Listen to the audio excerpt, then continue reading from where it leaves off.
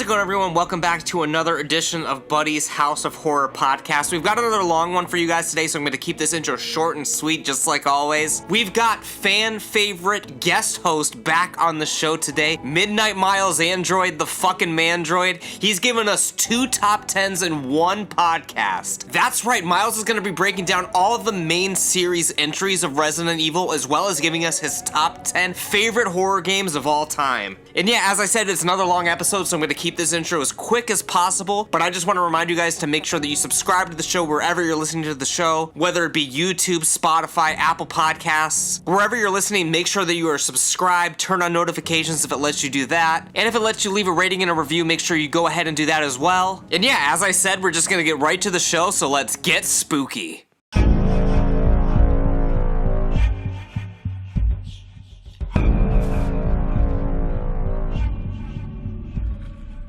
Alright, so happy to be back. It's the first top 10 of the year, the first appearance of guest favorite Midnight Miles on the show of the year. I'm back again. Here we are, folks. Yeah, very excited to have you on. Very excited to be back doing stuff. The first of many this year. Between this and Two Nerds, I mean, I feel like I'm almost a co-host. I'm getting there. I think I'm leveling up. I think I'm like 1 year away from being like somewhat official on something. It's always gonna be Buddy's House of Horror. Maybe like there'll be like a little, you know how they do like featuring stuff, it'll be like your whole thing, and then the tiny corner will be like featuring Midnight Miles, and then a picture of me just like this or something, you know. But I'm getting there, you know. You're getting there, but yeah. Thank you for having me on as always. I always have a good time. You know, most of the time. To anyone who listened to the handful of Two Nerds earlier in the year, earlier in the season, I apologize for my somewhat blank mind, inebriated state, but sometimes that's how you have to be around Dynamite Jared. It makes on occasion, makes things a little bit easier. I mean, I love you. You're never gonna listen to this, Jared, but I'm just speaking the truth. Yeah. So. Since, I guess, one of the last few podcasts we did of the Two Nerds season, we were talking about Resident Evil 8. Since then, I mean, I've finished it a second time. Have you gotten any further? Are you playing Mercenaries, or like, what's going on? I've been playing Mercenaries. I got to the factory in Mercenaries, which is the third of 4. I'm assuming 4 areas from what it seems like. Well, okay, so when you play Mercenaries, you played the village part of it. Yeah, I played just the first stage of it, yeah. They call it a stage, and then it's so many areas in the stage. So there was 3 areas in the village. There's 4 areas in, like, what do they even call that? It's not, the castle, I guess. Essentially, like, Demutress area, yeah. Castle, so, and then the third area is just, third stage, I'm going to call it stage because they put them as areas, is the factory. And it's 2 areas. Well, I only played it once. I'm assuming you have to play through the entire factory in 2 areas. And I had to fight 4 mini bosses at the end of it. And I did not get through. Yeah. I ran out of time. I didn't die. I legit ran out of time. I had to kill all 4 sisters at the same time, and the engine, the propeller boss. face, propeller, yeah, and you're, whatever he's like called. You're not in an open area with him. You're in the factory corridors, so you're in very tight areas. So you'll run around a corridor, and he'll just be there, like coming right at you, and you're just like, you're just like, what am I supposed to do? What do I do? So. It's been busy, you know. I mean, life's been busy, as you know. I'm sure you've also been busy. Yeah, at the time of recording this, though, I'm actually in the middle of my 3rd playthrough, and I was sort of astounded by my time. I'm only at 1 hour and 31 minutes. So I'm thinking that 3-hour run might be a possibility. I'll let you guys know in the outro of this, so you guys got to stick around and see if I did it. I'll give you the update if I did it in the 3 hours. I'm looking forward to listening to this after that, just to hear it. But yeah, so I mean, yeah, that's pretty much it. But Resident Evil 8, amazing game. But the reason we're doing this podcast, I'm obviously very familiar with horror films, horror literature, television shows to a certain extent. But what I'm not as familiar with are horror games. As we've talked about in some other shows, when I was a kid, I wasn't really allowed to play horror games, besides Luigi's Mansion, if you count that. But yeah, I sort of missed the boat on a lot of these games, so I had to get probably the biggest horror game fan that I know on the show with me to sort of drop some knowledge on some of these things that I missed. So I don't know what we're going to be calling this episode, because it's going to be actually 2 rankings involved in it. So if you want to just explain what's going on here, because you can explain it better than I would, because I mean this is your baby, so go ahead. Hopefully we're gonna get the floor is yours. We're gonna get some discussion on this. So, Buddy and I talked about doing this podcast. He actually brought this up. I was very flattered, still am, doing horror video games, kind of doing something to kind of get him introduced into some games across different platforms, different console generations. It's going to be a pretty wide span. I'm going to try to reel this in a little bit better than some of the podcasts we've done, but I wanted to do actually a top 10 horror video games, and then I'm doing very quickly, which is what I'm going to start with, my top 10 Resident Evil games, because let's be honest, Resident Evil is the creme de la creme of horror video games. The genre, and probably about 75% of the games have been released after, wouldn't exist without Resident Evil existing. Exactly. It really wouldn't. I mean, with other genres of like film, literature, horror can be based on certain folklores, cultures, different generations, decades, things that have happened. Horror is so wide, such a wide-reaching genre. But with video games, it really wasn't until really the late 80s, and only a handful of games trickled out. A lot of them were early PC games that were horror. So horror video games has really only been a genre that's been around for about the past 30 years, to be honest, 35 years. Right, because, I mean, you would have your occasional, like, text-based computer game. It's like you're in a room and you have to, like, literally type, go right, or, like, whatever, and then, like, stuff like that. And, then, of course, it evolves from that. You're getting, like, some games on the original Nintendo, like, there's some Dracula games. Castlevania was huge, obviously. But then, yeah, once you hit that next gen, after Super Nintendo and you're getting into, like, PlayStation and stuff, that's really when it became what it is today. It's sort of like, I guess, like, platforming, for example. Like, if it wasn't for, like, Mario 64 to really, like, define the genre, who knows where we'd be. And I feel like the first Resident Evil was that to this whole... It's true, yeah. Like, genre of gaming. Very quickly, probably some of the earliest horror games, the game that actually inspired Capcom to make Resident Evil was an RPG they did in the late 80s. I think it was 89, Home Sweet Home. Which was based off of the film of the same name. Right, yes. Correct. Horror RPG. I've never got to play it. We will be talking about some games on this that I've never got to play. I will be very open about what I have played, what I haven't played, unfortunately. But I would love to play that.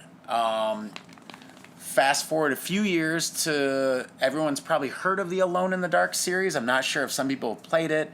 I've played a few of them. You heard of the Alone in the Dark series? I've heard of it, yeah. Okay, so Alone in the Dark was one of the first, like, 3D horror adventure games. There's some point-and-click stuff in it, like a lot of the early PC games. That's the one that kind of stands out the most. I believe the first game came out in 92, so about 4 years prior to Resident Evil. Those games were kind of like some of the first, like, 3D horror games. A lot of them had to do with H.P. Lovecraft stuff, his work, which... Obviously, if you're going to go with horror, I think that's a great influence to make a game, especially. But it kind of opened up. That kind of started opening the floodgates, and then Capcom, obviously, in '96, came out with Resident Evil. They were very inspired by the George A. Romero zombie films. Were a huge influence. They wanted to make like a claustrophobic, more realistic horror game, and then that really kind of set the tone for the next, what a lot of people call the golden years, I guess. I hate using these terms. All these retro gamer people come with these terms now of survival horror games. As I was making these lists, I tried to... At first, I was going to do just straight survival horror games. And then I thought, well, that's kind of changed and evolved over the years. Right, because there's some people that would even argue the first Resident Evil is the only pure survival horror. I have seen in the community people will make that argument. I feel like maybe we talked a little too much before we did this, because that was something I was going to drop later. Okay. But we'll talk about that down the line. But so I really had to look at games that were. So I took survival out of the terminology for the list. Horror games, but there are a lot of games that are like very action heavy, just like lists that we've done where like we did the sequels podcast. Aliens is one of my favorite sequels of all time, one of my favorite films of all time, but it is an action film with sci-fi horror elements. It's a straight up 80s macho action film. There's no way else. If anything, you can call it a sci-fi action film. The horror is kind of just on the end a little bit, you know. But with this, I tried to keep things in the horror realm.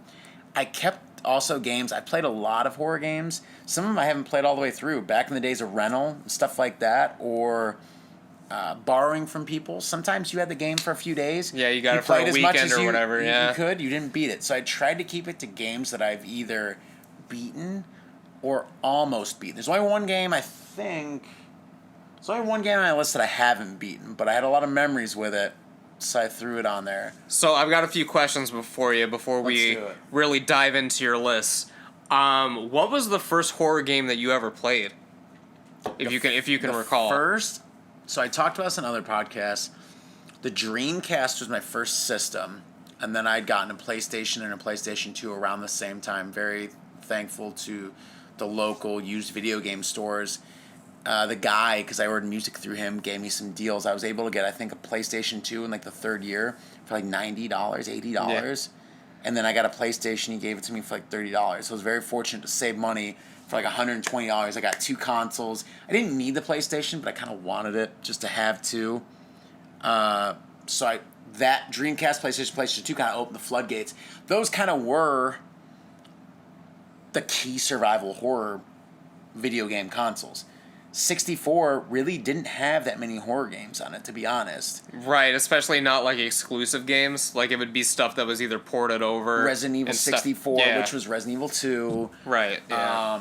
GameCube, as we talked about other things, Eternal Darkness was on there later and stuff like that. A few games, but really, if you're looking at the boom of it, besides obviously Resident Evil 4 debuting on GameCube. Right, but that's a little more, we can talk about that later, but a little more action. There's a little more action. That's not so much... horror, but my first, I think the first horror game I ever played, I want to say it was actually Resident Evil 3 Nemesis. Okay. And it was actually at my friend Dan Lacey's house. He got it the day it came out. 1999 was the year. Yeah. I had heard of the other Resident Evils, but I actually didn't have a video game system yet. It came out just prior to Dreamcast coming out.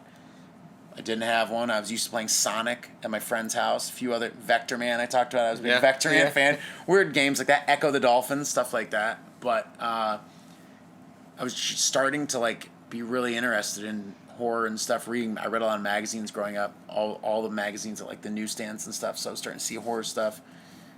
Resident Evil 3 Nemesis. I actually watched more of it than I played. Right, yeah. I played it for a bit, passed it off. We watched, I think, the entire game the first couple weeks that it was out. And then about, I think, 5-6 months later, I got Dreamcast when it came out. And then Code Veronica was announced. Yeah. Then the re-releases of Resident Evil 2 and 3 for Dreamcast. So, and some exclusive Dreamcast horror games. So it's kind of opened the floodgates for me. Yeah. So as far as your list, so you have your top Resident Evil games all ranked, just the main series entries, or is it all of them? I ranked all of the main series entries, but I think, what do you think, for sake of time, should I keep a top 10, or should I do... No, you can, no, I just, so when people are listening to this, they know what the list is. So it's the top main series entries. I ranked all 15 main series games, including all the remakes that have been done so far. So there's 15 games that are main series. Right, because obviously you have like the portable, like they have like Game Boy Advance, so the actual games, the actual basically. games, Yes. remakes, the 3 remakes included. I was thinking before, I guess we died. What were the other questions actually before we get into Resident Evil? That was the other one. How the lists are defined. So it's the top 15 main series Resident Evil games, and then your top 10 horror games, That's true. including Resident Evil or excluding. I might have thrown a game on there. Okay. That's all I'll say. I tried to keep it, like I said, because I put the Resident Evil games so high in regard, but a lot of them are kind of action horror, sci-fi horror. As you mentioned prior, people talking about they're not all really horror, just horror based. So, and I'm also not going to make a list of all my favorite horror games being half of them being Resident Evil. And to be honest, that probably wouldn't even be a fair list either. Right. So your list, it's either way, your list still isn't one per franchise. So it's just whatever's on there is on Whatever's on there, but I tried to be very fair. Tried to be fair. I did a good job, I think so. So, all right. I think everyone listening probably, we've talked about Resident Evil on multiple podcasts. I think everyone should know what the Resident Evil franchise is and is about. And yeah, I mean, you did an intro, yeah. So, I hope to hear some comments on this. Maybe you can send them to me or what people think their top Resident Evil games are. Oh yeah, we'll put out a prompt when this goes up, and then maybe in a future one we'll do a little like response sort of thing, like we will be doing with the video game one at some point, because I did ask people what their favorite video games were, and then we did not do the podcast for it yet, but we will. I mean, maybe by the time this is out, that podcast will have come out, but at the time of recording this, we still haven't done it. So I'm probably just gonna go right through these. All right. Buddy, I want you to play some more of the Resident Evil games. I'm hoping that us doing this podcast, you're gonna play a few more horror games. Jared's actually playing the original Silent Hill for the first time right now, which I'm very surprised about. He's been complaining about it on our group chat. Constantly complaining about it. I don't think he realized how hard those games actually are. They're not. It's not a Resident Evil clone. It's not really. It's a little bit more challenging, in my opinion. But I was surprised. We'll see if he plays through too. But yeah, I hope one day to play at least the major ones or like the important ones. I started 4, and I played it like once for a couple hours. I haven't picked it back up yet, but I plan on doing that as well, because I played that at a friend's house like when I was younger. I never got to finish it. Right. So it's taking a little bit to get used to. Obviously, you'll probably talk about it a little bit, but you can't aim and walk. So a lot of it is like quick dashes. Like you see enemies and like 4 or 5 enemies, run to a corner, headshots, boom, run away, get this, it's a lot of like strategically planning how you're gonna run to certain areas, take care of people, and then leave. Yeah, you know? It's taken a minute to get used to, but you know. I don't expect you to play all 15 Resident Evil games of the main ones. I don't even think Jared hasn't even done that. I would doubt it. Yeah, it's a lot of games. Man, I'm looking at this list right here, even thinking about reading it, but here we go. My least favorite, and Jared has yelled at me for this multiple times. Resident Evil 5 is still my least favorite. That game is insanely not memorable.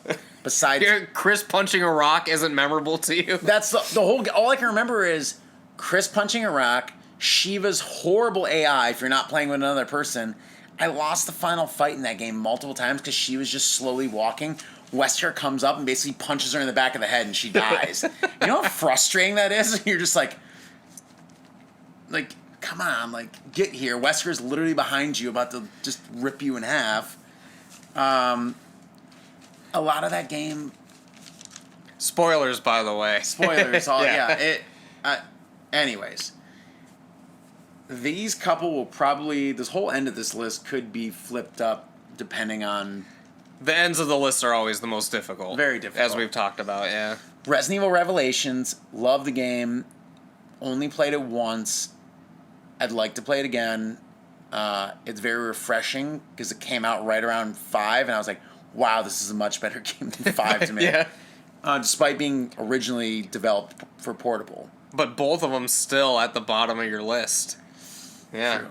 Resident Evil Revelations 2 is 13. Resident Evil Revelations 2 is a much more horror-based game. It's very dark, very gritty. The game's like almost like the Saw film of the Resident Evil franchise. It's weird to say that, but it's a very dirty, gritty game. Both Resident Evil Revelations and Revelations 2 had raid mode. Raid mode is... I spent way too many hours in Resident Evil Revelations 2 raid mode. Basically, it's online, and the rankings and all this stuff are, but they take... In Revelations 2, they take levels from 6, Revelations, and Revelations 2, and they drop you in arenas, give you time limits, you have to clear all these things. Similar to Mercenaries, but it's a little bit different. And there's boss fights in the middle. Revelations 2, I think there's 20 or 30 levels for raid mode. You can play all of them online, too, with other people. Right. So I spent a lot of time on PS3 towards the end of that. Raid mode. So I have very fond memories of that. So here's a couple things while we're sort of on this. You brought up your PS3. So because I forgot to ask you this at the beginning, what were some of the games on your PS3 that, and tell the story of your PS3 real fast, what happened to that? And I know you said you had a lot of horror games on there that are lost in the abyss. That I didn't finish. It's funny, doing this podcast, I made moves day and reached out to a friend who has an extra PS3, I might be getting it. So this podcast, thankfully, I might be on the track to get some stuff back, but PS3 stopped working one day. Send it to Sony. Sony sent it back. It's not fixable. There's bugs in it. Like bugs. Like actual insects. So apparently the way I kept it in a finished basement, but I had stink bugs and things down there, you know? Apparently, don't quote me exactly, but with the dual processors on the PlayStation 3? Right, yeah. Bugs, because the way the fan was, I don't know if it was the noise, what it was. I mean, they've been attracted to this in the past, but something to do with the PS3. Bugs, when it was warm, would crawl up in there if the fan wasn't on and get stuck. When you would turn the PS3 on, they would act as a conduit because they'd be in between the two processors. It would send some sort of electrical surge from one to the other and just fry the whole PS3. I looked this up online to be. Yeah. So I'm not pulling this out of my ass. Like I legit looked this up. It's a problem. It's happened to other people, but you can't fix it. It just completely destroys everything. Sony refunded me my money. They called me and took care. It was a whole ordeal. So I have a lot of games. One that I'll be omitting from this list, Dead Space and the Dead Space series, that I was looking forward to doing all of those. Did not play Dead Space when it came out, so it's not going to be on the list. Because I know a lot of people love Dead Space. So, did not get to do that because my PS3 exploded. Yeah. Essentially. So, But my next question, so you've got 15 is Resident Evil 5, then the 2 Revelations games. 12 is Resident Evil 6. Well, I was going to ask a question about that real fast. Okay. So, explain for some of the people who may not be as familiar with the series, what's the difference between Revelations and the main series entries? Revelations and Revelations 2 are spin-off games that are technically still main canon, and they're basically events that transpire in between 5 and 6 and 4 and 5 to kind of build the mythology, because in 4 it kind of cuts fairly far ahead after 3 in Code Veronica. Umbrella's been disbanded. The government has kind of intervened in all of that. The BSAA was developed, which is for stopping bioterrorism around the world. Things have changed a lot in between Code Veronica and 3 and Resident Evil 4.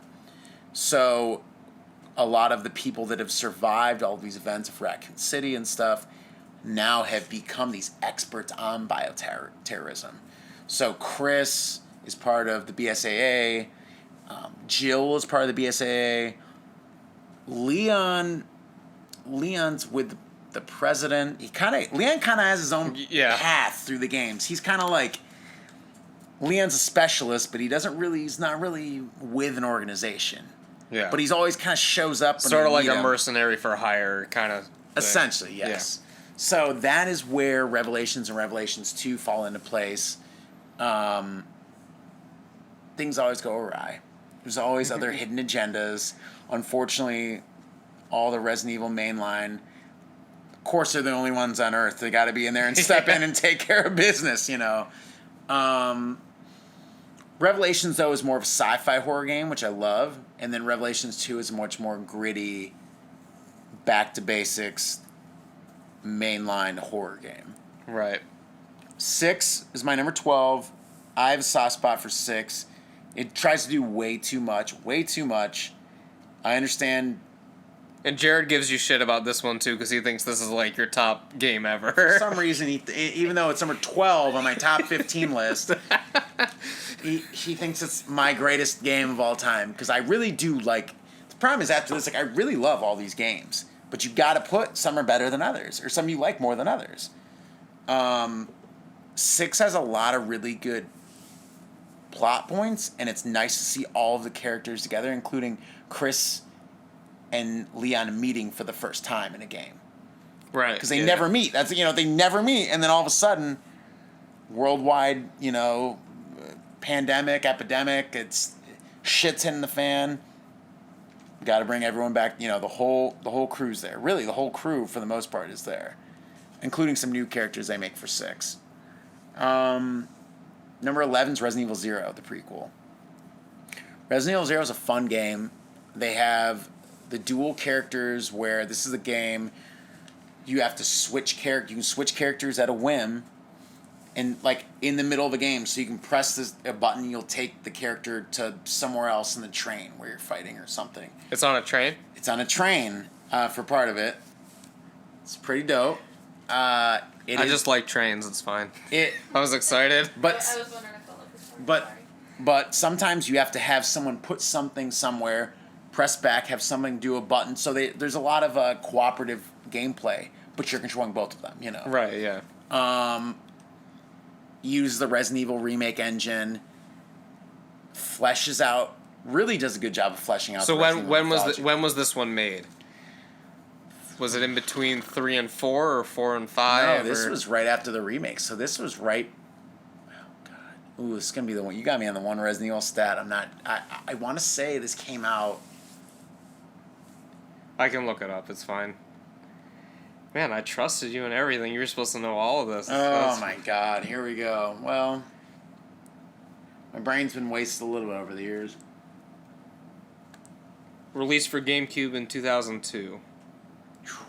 Yeah, that's earlier than I was going to say 2003. So that's earlier than I thought it was. But does a nice job of fleshing out the story. I really like seeing Rebecca and Billy, the main characters. Billy was made for 0. Rebecca is in 1.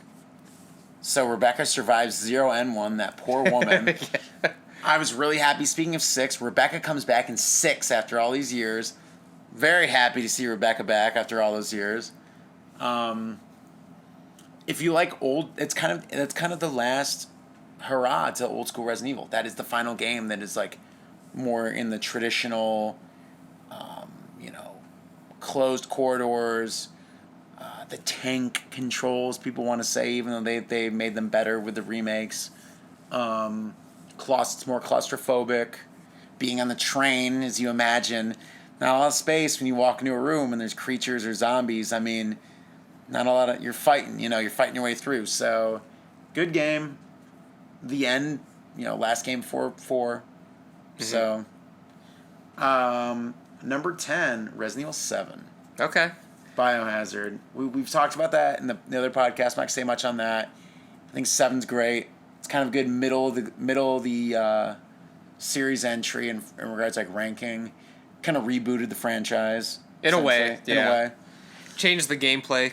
Obviously, it was the first of this modern era, which I'm assuming they're going to do for Resident Evil 9 as well. Keep it first person. It's supposed to be a trilogy, is I guess what they, 7, 8, 9. So number 9 is Resident Evil 8 Village. I put Village just above it.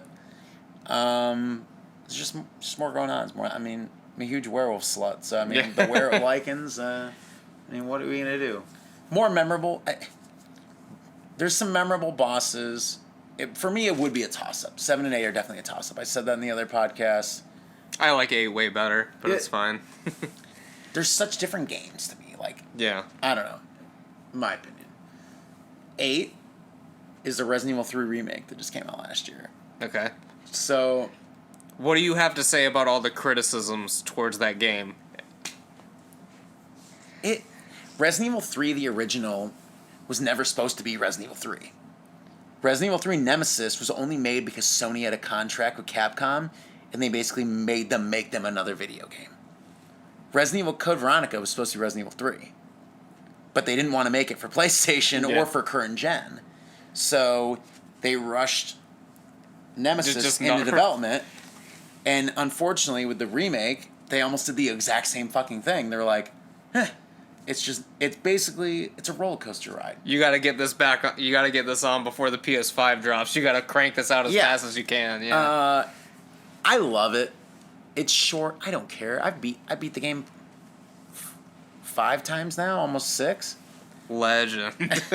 I can't beat it on Nightmare mode. I can't beat Nemesis on Nightmare.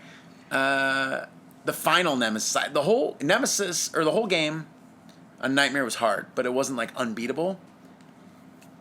Final boss Nemesis on Nightmare, nice try. fucking unbeatable.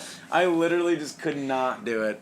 First Resident Evil game I beat in under 2 hours because no matter how many times I try to do a speed run, I cannot stop exploring or getting lost in the game. I just can't do it. It's not like I beat it in like an hour and 58 minutes, 57 minutes. Yeah. So definitely if you play that game, you can blow through it. But I will say the Resident Evil 3 remake, there's a lot of replayability in regards to weapons. They have a lot of weapons you can get later in the game. There's a giant sword that's on fire. So when you cut zombies in half, they just light on fire. It's awesome. Tons of different extra little tips and tricks things in there. As the difficulty gets higher, they actually change where items are. So they tried to make Which is good. They tried to make the game.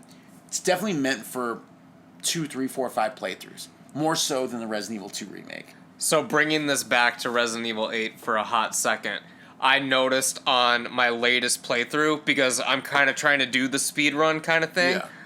Yeah. In Benevito's house or whatever, she changes spots. Oh, does she? In the boss, yeah, because on the first 2 times I played it, she was in the same spots. On this third one, I was like, okay, up the stairs in this room, she wasn't there. And then I got lost, and I was like, all right, I want to see what these dolls do when they kill you, so I let them kill me. Then when I came back, because I restarted from my last whatever, so I could save my time, then she was back to where she was the first time. So yeah, it does change, which I think is good. It's good, I guess. yeah. No, I agree, 100%. Speaking of Resident Evil 2 remake, let's get your boy Jared upset. He's never going to listen to this. 3 remake. No, I'm moving on. Oh, you're moving ahead. You're moving ahead. Oh, so you got the remakes back to back. Number 7 is Resident Evil 2 remake. Your boy Jared thinks it's one of the greatest games of all fucking time. He said that Resident Evil 2 remake came out at a really bad time in my life. We're not gonna. It really came out 2 weeks after a bunch of really horrible things happened to me, and a horrible thing happened like 2 days before the game came out. So when that came out, I just got drunk for the whole time. The first week I had it with a broken arm, and I went on a date hammered, and somehow got home. It was a horrible, horrible day, but in a blizzard. But I couldn't really give the game the attention I wanted it to, and that's definitely one of the games that I want to go back and revisit. But as of right now, it's right in the middle. 7. Right. And how many times have you played through that one? I've only played through that like twice. So I'm thinking the more you give that one, because obviously, I mean, spoiler alert, if you listen to the other podcasts, I know Resident Evil 2 is gonna be your number 1 because it was your number 1 game of all time. So I'm very biased a little bit, yeah. But obviously, it would never overtake your favorite one, but I feel like since you had such a hard time in your life when you were playing through it, haven't really revisited it in a while. It's probably gonna pump up. I mean, it's it's a phenomenal game when you play it. Like, if you get a chance to play it, I recommend I'll add it to the list. Yeah. I recommend that you play if you can play any of the original Resident Evils, even this can be blasphemous to a lot of people again.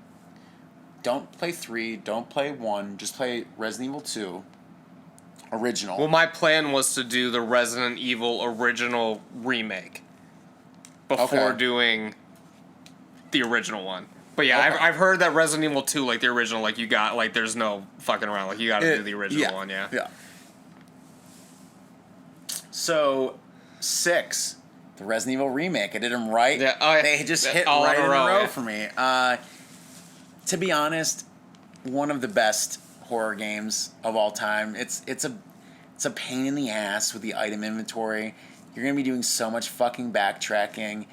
They introduced the Crimson Heads, which are zombies that come back to life, and they come right up on their toes.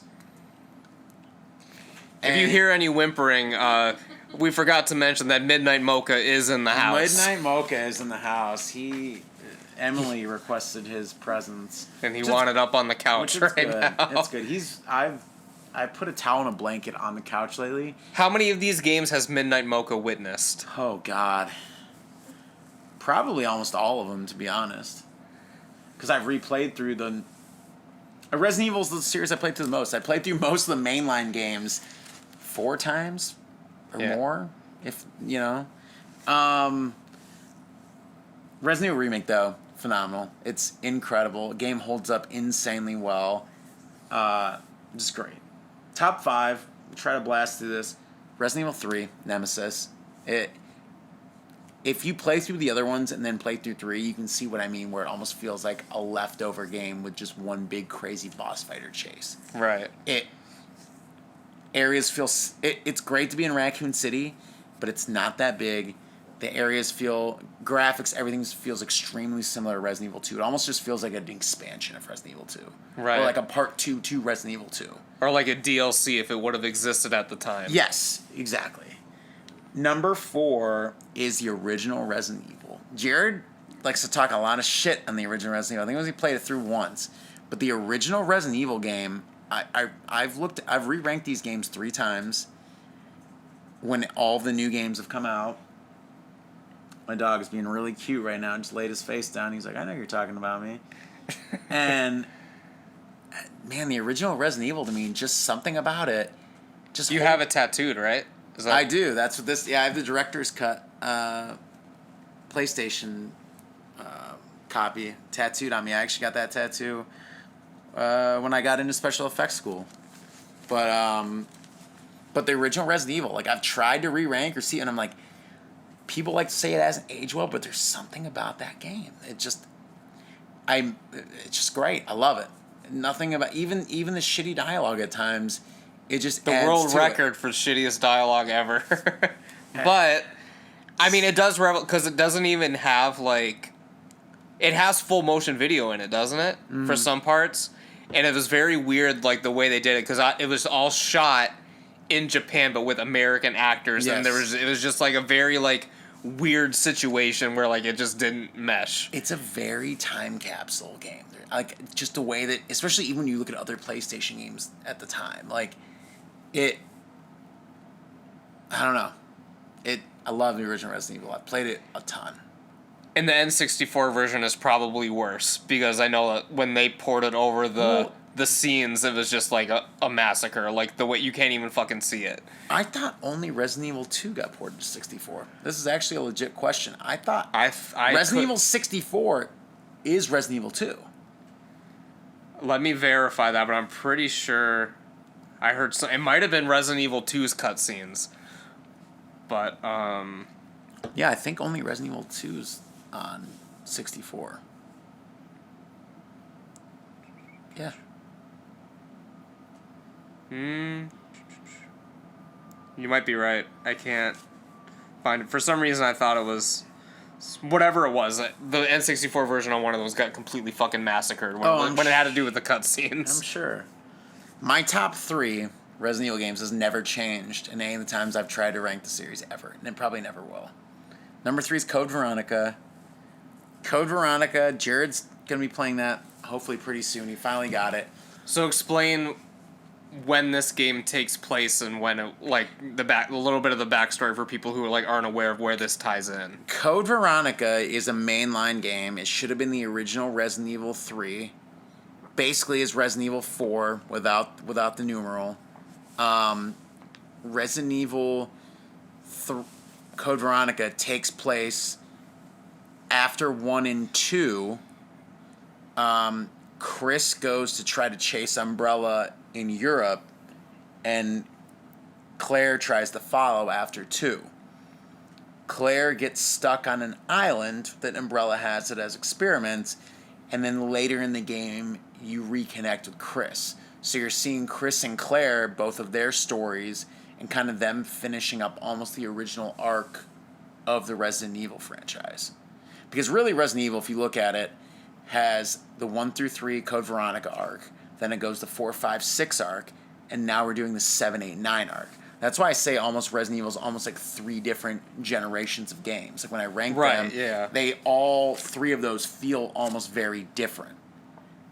I mean, you look at something like 7, you look at Resident Evil 3 Nemesis, they're not even... Yeah, it's like, what are you they're even... not even recognizable together in the same series, but they are the same series. Veronica, amazing boss fights, amazing villains, a ton of Umbrella backstory. Chris and Claire, some of the best dialogue. When it was released as Code Veronica X, you get to see Wesker a lot more. Wesker's in it again. It really kind of cements him as another main baddie in the series. One of the only other characters that is in multiple Resident Evil games.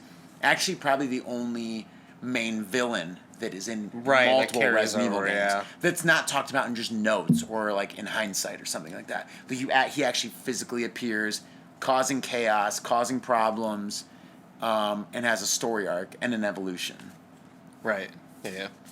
So, 2 is Resident Evil 4, which, obvious. My boy Leon, obviously always in the top 2 spots. I don't really know what else needs to be said about Resident Evil 4, but it's fucking incredible.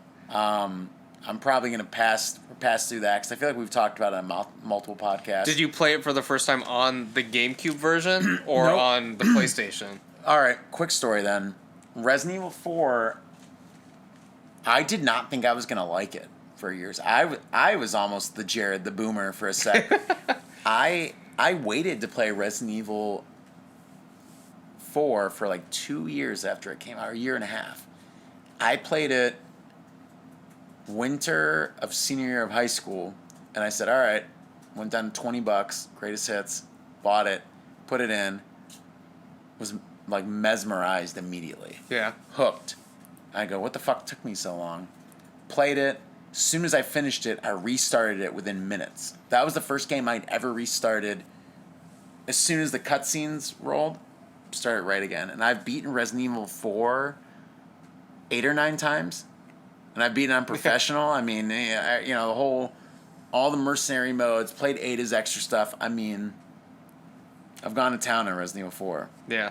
Played it on PS3 as well. I mean, I've played multiple versions of it. Yeah, it's been ported to like... So many. Yeah, a lot. So many. Little trivia for you then. So obviously, all these games between the ports and all this kind of stuff, there's been a lot of releases of these games, and all these games have been around for a while. Do you know, because I know because I looked it up, which of these games has sold the most copies? It's 4. It's not 4. I thought it was 4. Or highest grossing, or I can't remember which one it is, but which one is at the tip top? I think it's highest, most sales. I thought between all the different releases it was 4 now.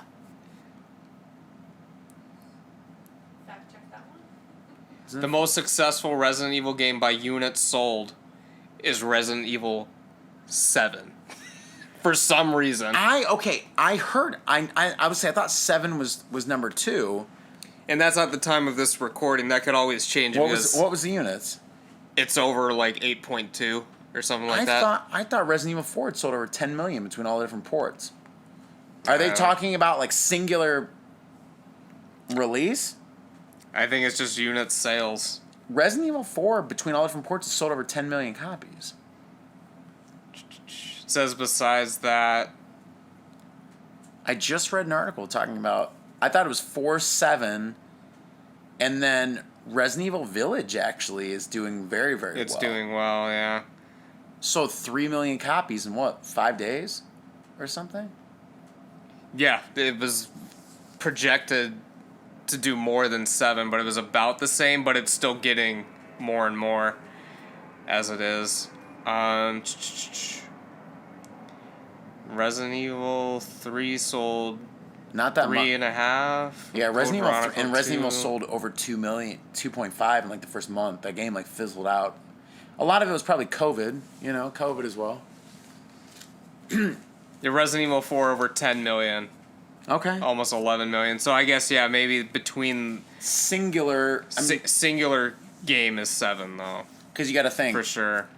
4 has been ported GameCube, PS2, Wii, PS3, and PS4.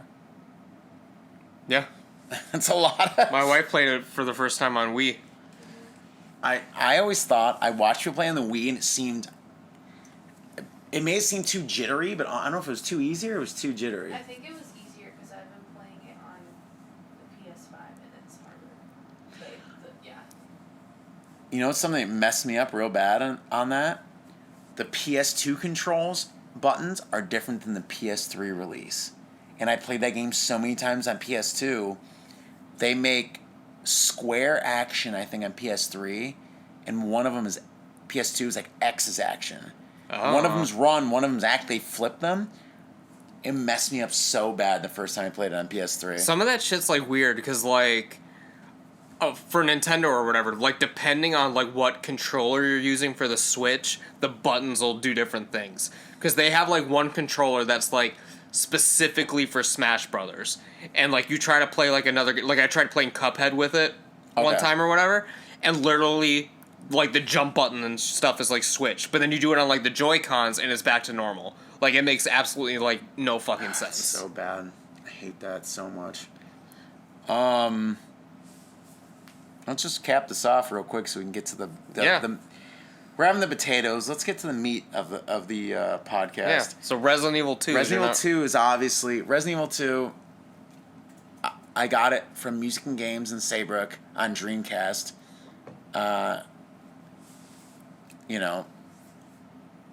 Used, there was one copy because it was actually, they only released so many copies of the 2 and 3 because these are enhanced versions. The graphics are better, everything, like they actually enhanced this from the PlayStation version. I was able to pick that up, and man, you didn't have a lot of games at the time, so played through it a ton. All the different, 4 different run-throughs. Both Claire and Leon have 2 different run-throughs. The stories intersect. It's like yin and yang, playing one side of a coin and the other. Tofu, the bonus mode, which I told you guys about that. You didn't know you can actually play through a thing as a giant block of tofu in Resident Evil 2. I'll just show you pictures sometimes. Hunk gets introduced for the first time as the Umbrella Badass. Mm-hmm. Just a great... The boss fights are 10 times better than the first game. You get introduced to Ada. Leon's a great character.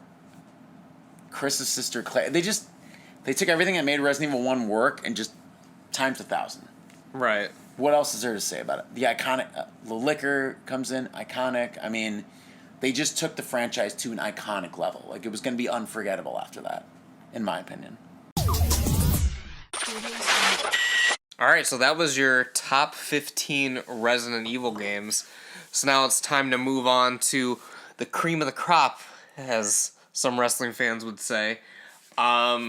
Let's get to it, man. Your top 10 horror games, however you want to call it. We'll use that, yeah. On all these podcasts, we're a big fan of honorable mentions. I'm going to try to make this brief, but we did talk about earlier how we are, I'm trying to keep the action kind of stuff where it's like very action based. I'm going to keep that out of it. There are a lot of horror games that we also told my PlayStation 3 story. There's a lot of stuff like the Dead Space series. I've only played a bit. I did not finish. But it's definitely more action or sci-fi horror to me. The Fear series, if you remember those back in the day, had a following. Yeah. Yeah. Played Fear a bit on Xbox, actually. Never beat those. I always rented those. A little bit more action-based. So that, like, stuff like that's going to be omitted.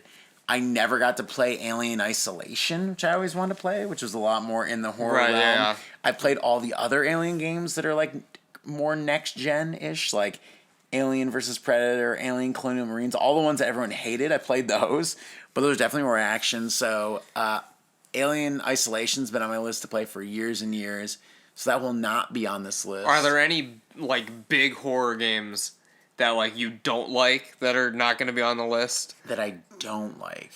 Big horror games. Are there horror games that you don't like? Are there any horror games you don't like? Do you like the Friday the 13th game? I didn't play it because I was going to play online the whole time. You know, I'm not a huge online fan, so actually you gotta get that PlayStation Plus subscription. You gotta re-up. I never played the Friday the 13th game. Never played Dead by Daylight. Any ones are all online ones.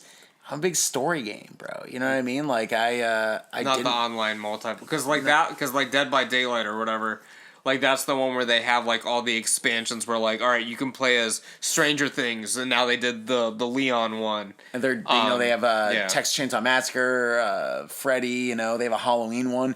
Basically any fucking character or any kind of horror thing, they've been thankful enough to like get the permission, the rights. So right. I'd like to play it someday, but it's not really high on my list of stuff to get to. Have you played Predator Hunting Grounds or whatever the fuck that game is? I wanted to play that too. I did not, but I would consider that I mean, Predator. Come on, it's basically action. It's just sci-fi action. But I'm gonna go through my let's say honorable mentions real quick. Really, a lot of stuff. This is gonna be a funny one. You're gonna laugh at this. But the early kind of Ghosts and Goblins, bro. The running survival horror games that kind of became popular in the PlayStation and the PlayStation 3, early PlayStation 4. I actually really enjoyed the Slender game, Slenderman game, Slender the Arrival. Yeah. Super fucking No, they creepy. were big at the time. I mean, Slender, you couldn't go anywhere on the internet without seeing Slender Man all over the place. Slender the Arrival was creepy. It was fun. It wasn't overly long. And there was like the 7 pages of something. There was the some 8 pages. 8 pages. That is actually the prequel to Slender the Arrival. Slender the Arrival is basically the money they took from that game. The 8 pages, they made a full-length game. Yeah. But big one that's kind of action, but the Thing video game that came out on the PlayStation 2 or in Xbox. More action horror, but the choices that you could make at the time and kind of see if someone was infected, question your teammates, question that, the isolation being up in Antarctica, stuff like that. Great game, but it at times you're running and shooting things. So I mean, it's action horror, but I love the Thing video game. Very underrated in my opinion. There's a couple other titles there's a few Dreamcast exclusive games that aren't great horror games, but they have early memories. I like the game Blue Stinger. It's an action horror game. It was a release title. It's just weird sci-fi body horror shit, but random PlayStation 1 survival horror games. Is your list mainly more big budget stuff, or do you have some indie games on there? Or I have a couple indie games. And there's actually a ton of indie games that I've been wanting to play on PlayStation 3, PlayStation 4. I played a lot, but there's so many. There's the Layers of Fear series everyone's talked highly about. I still haven't got to Amnesia. I've wanted to for years. I have that downloaded. I haven't. My wife actually will not let me play that if she is around, because she has I don't want to say traumatic, but she's watched some PewDiePie videos or whatever where he's playing it and she can't deal with it. So that's what I'm gonna have to do by myself. There's definitely some series that I'm omitting on this. I am not the end all be all of horror games. I've played a lot of them, but there's very many more to get to, and I plan to get to all of them if I can. You played SCP Containment Breach? Are you aware of that? Not played that game. I Okay. don't know what that is actually. Okay. What is that? We're gonna... It's like the SC. It's like weird, like creepypasta shit, and like they made it into like a game. It's like an indie game or whatever. It's like you're going around like this hospital where like they keep all these like SCPs, which is like specimen something like monsters and shit. It's like survival horror or whatever, but it's creepypasta shit. I'm the guy who sometimes I'll get on a PlayStation Store and just like deep dive into like any horror game I can find. I'll write them down. I have actually multiple lists of horror games I want to play written down in your little notebook there. Well, that or in my phone that I'm like, oh, I want to play this. I want to try this. Things like that. But we'll see. You know, it takes time to get to all those. So I didn't really do too much for the honorable mentions, but the thing's a big one. That I love that game a lot. More action horror, but let's just get right into it. So my number 10, I actually even wrote. It's the most prepared I've ever been for one of these podcasts. I wanted to pick because there was a handful of Dreamcast exclusive horror games, and I wanted to pick one for my number 10, and I picked a game called Carrier. Okay. Carrier is more of a sci-fi body horror game. It's not the most memorable game, but it's one of those like early video gaming experiences that you have that you're like, it just sticks with you. You don't know why. I think everyone has those few games that maybe they're not the most popular, the most whatever, but you remember playing them a ton and they just stick with you. Right. Yeah, you don't know why. I play the demo to Carrier all the time because I had the Dreamcast magazine. It's one of those ones that was on one of the demo discs. Mm-hmm. Played the initial how many ever minutes. Finally I found the game in Geneva on the Lake much later in life. Got to play through all of it. Well, spoiler. But it's basically about there's like this aircraft carrier that is out at sea, loses contact, very basic horror plot, loses contact with the base. It's been out there. They send a team out. The team gets shot down. The two main people are left. They got to either find a way off the carrier, or they got to figure out what's going on. Basically, like these crazy fucking mutants and like the experiments and other things are going on. So it leads into basic tropes. I feel like, but at the time it's 2000. This game came out in the year 2000, so it's 21 years old. They weren't as basic of tropes in horror games at that point, but this is one of the first games that was legit fully 3D. Like survival horror wise. Right, yeah. There weren't like pre-rendered or like drawn backgrounds. Like everything is actually there. You actually 3D. But at the same time, it's that very early 3D, so some of it looks wonky. Little wonky.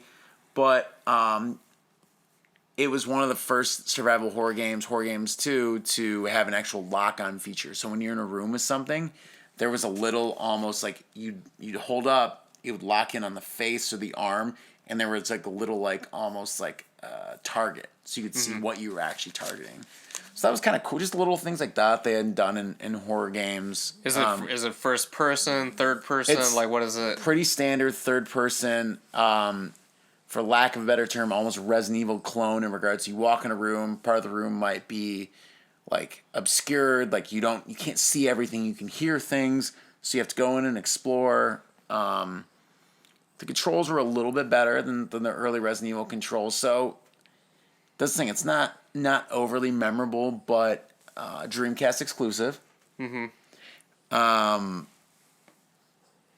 Horribly hard boss fight in the end. This is the one game on the list. I said I didn't beat one game on the list. Oh, that's this. Carrier, god damn it. Final boss was in an elevator shaft.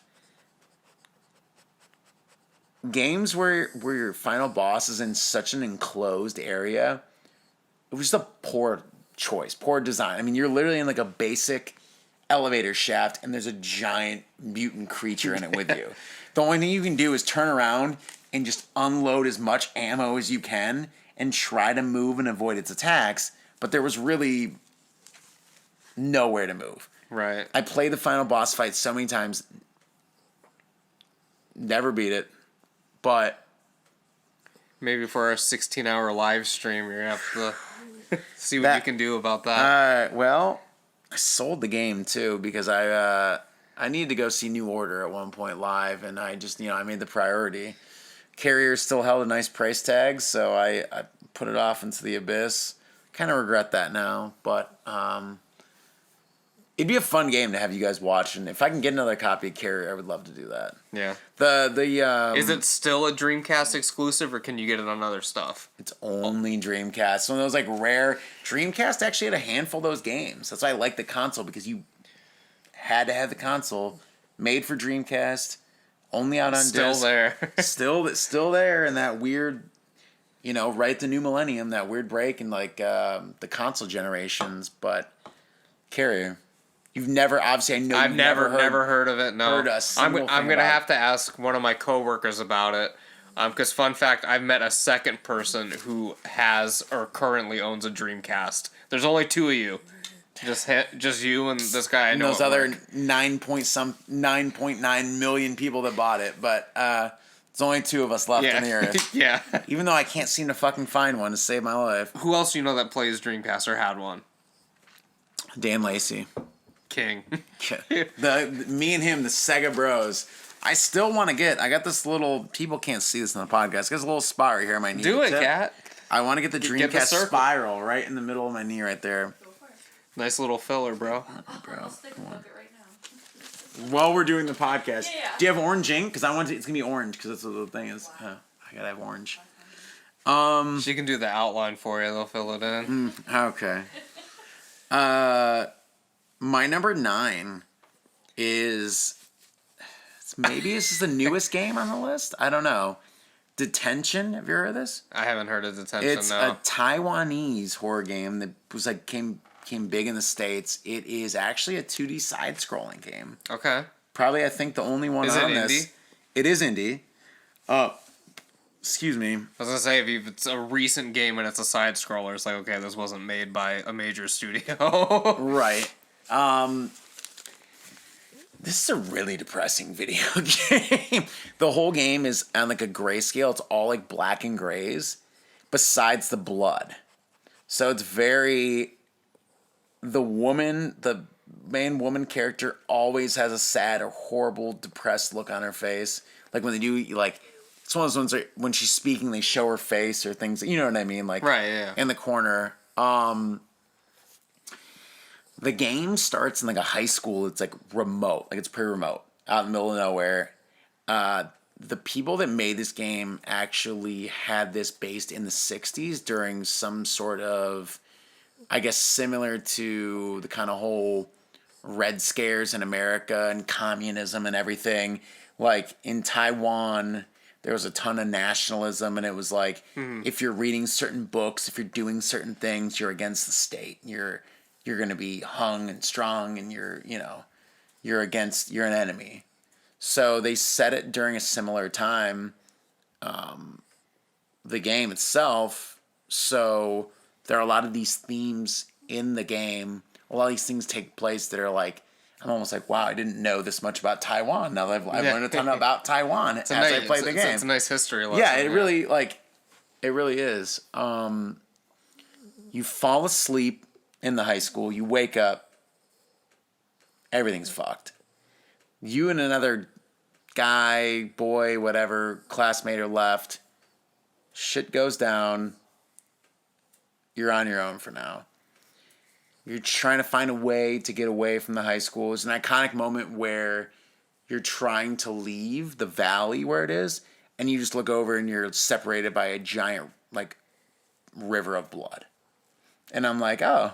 I'm like, okay, Yeah. cool. I'm in, giant river of blood, shit like that. So the whole game is black and white except for the blood, you said? Yeah.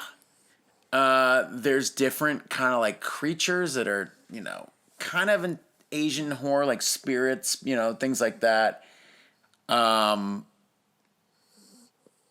the character development with the main character, there's a lot of things that, especially with side-scrolling games, thankfully they've brought into the modern era, they've learned to do some great storytelling in side-scrolling games, where it's more so, not that there weren't in the past, but the cutscenes and things that they can kind of merge and do with these games is pretty awesome. Like, shows that she had problems with her home life. She's fallen into deep depression.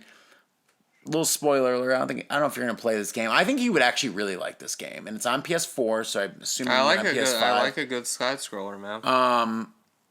She has a relationship with her teacher.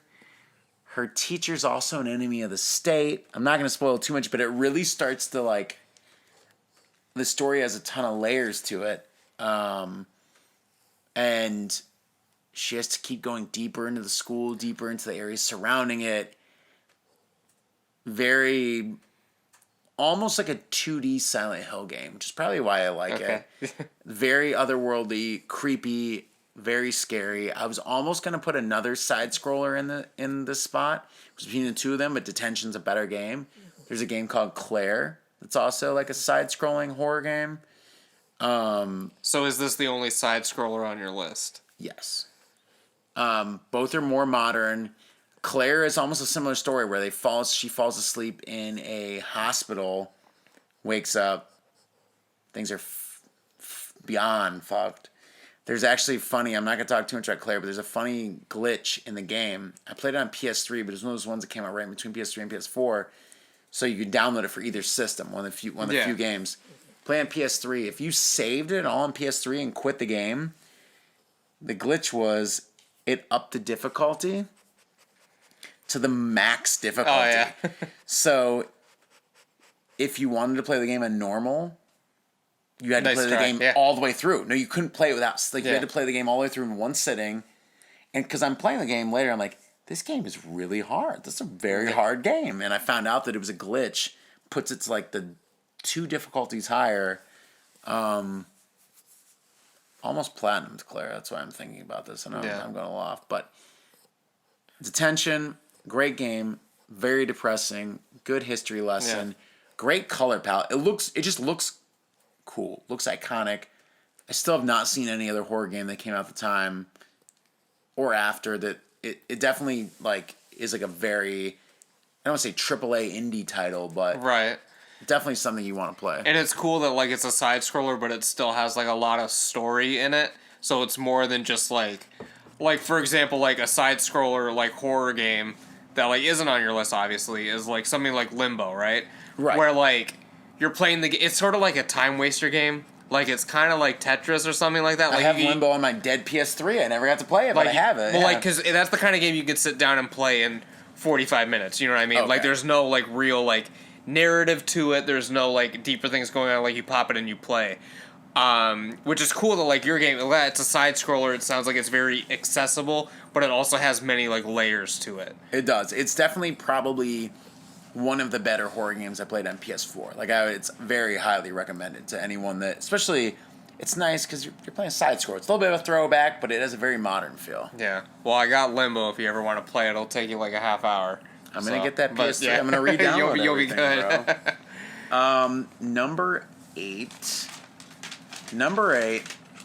PS3 game from Sega. So you know I'm a big Sega fan. Your boy, yeah. Condemned 2. Have you heard of the Condemned series? Do you know? No. The original Condemned Criminal Origins was a launch game on Xbox 360. Of course, they had to separate the series between 2 different consoles. Of course, yeah. But one of the reasons I got a 360 originally was for Condemned Criminal Origins. You're a detective chasing a serial killer who's also being chased by another serial killer, which also goes into another. It's just a crazy horror detective story game. A lot of it's all first person. Both these games are first person. Crazy maniacs in it. It's all in your face. You're beating the shit out of people with melee weapons. It's very violent. The story's very dark, depressing. The palette's dark and depressing. Condemned Criminal Origins, great game. We get a Condemned 2 Bloodshot. Takes everything the first game did and just made it more off the fucking rails. I mean, off the rails. Yeah. Your back is the... Like, okay, so the main character was framed for murder in the prior game.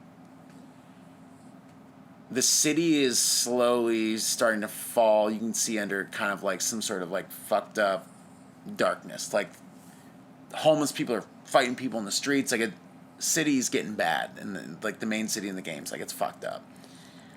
The detective agency brings you back that you work for. They want you to see if you can solve this case. Well, twists, turns, screw jobs, everything under the sun, serial killers coming back, superpowers, a crazy scene where a bear chases you, and it was the scariest thing in the world. I don't want to spoil it, but I almost shit my pants. Bears are scary. When people don't think bears are scary. Playing in my parents' basement, this bear chasing me, I'll never forget it. Cults that run the government. Everything I love that's fucking weird, Condemned 2 does. It's great. Condemned 2, awesome. If you ever get a chance to play it, phenomenal. It's my number 8. So, any thoughts so far? I'm kind of. No, it sounds cool. As I'm saying, bears are fucking scary, dude. Like, if you saw a bear in real life chasing you, it's like you'd run. No, of course. Those YouTube videos, that guy's like jogging. You ever seen those? And the bear's running the opposite way and comes near him. You ever seen those? I've seen that one. I've seen the one where like the guy's like sitting like by a pond, like fishing or whatever, and the bear just comes and like sits right next to him. Have you seen that one? I've never seen that one. It's the most chill video of all time. Like the bear just sits right next to him and then just like walks away after a couple minutes. I've seen that one where the bear tries to climb up that guy's hunting thing and he pulls out a magnum and puts it at his head. Yeah. And he goes, "You gonna come up here?" And the bear just goes, as if the bear knows what a magnum is, and backs down. You know. But no, it sounds like a fun game. Yeah, there's a lot of like different things to it. I think my list is pretty varied in regards to, first person side scrolling, old school horror. Can't wait till you talk about Deadly Premonition, Cat. It's coming, and I know it's coming. Well, all right, I'm gonna spoil. Deadly Premonition's not on this list. How is Deadly Premonition not on this list when it was on your top 10 games of all time? But now we're on your top 10 horror games on your... Deadly Premonition... I cannot wait to tell Jared. Deadly Premonition is a genre mashup. It's not a horror game. It's more of a third-person action-adventure game with horror elements. See what I did here? See? No Deadly Premonition on the list, brother. Don't even make me think that I gotta get a Switch to play 2 still. You got that, and you got Shin Megami Tensei coming out. God, I'm gonna have to get a Switch. I want to kill myself. He has to get a Switch. Deadly Premonition 2, brother. And Shin Megami Tensei 5. I want to fucking kill myself. Anyways, number 7, a series that I know you've heard of. I'm hoping that you will play these. I watched Jared play the first one all the way through because it was for free. I made him download it when I was living in Ashtabula, and I went over every other night and watched him play it. Outlast. Okay. But Outlast 2 is what I'm picking. Outlast 2, you could even play Outlast 2 and not play Outlast 1. There's actually on the PlayStation Store right now, there's a big indie game sale, and there's a ton of shit I want. Outlast 2, I think, is like $6 right now. Might even be for, like, you down for PS5. Like, you can play Outlast 2 without ever playing any Outlast 1 or Whistleblower. Outlast 2, it's a fucked up game. A husband and wife are a documentary crew. They go to investigate a Jane Doe pregnant murder in this like cult that's living in the middle of fucking nowhere. They go on a helicopter. Obviously, helicopter gets shot down. They wake up. Somehow his wife becomes pregnant.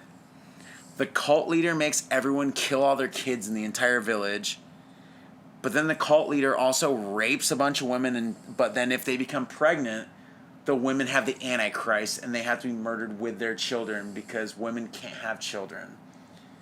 There's a giant, crazy, deformed woman that chases you.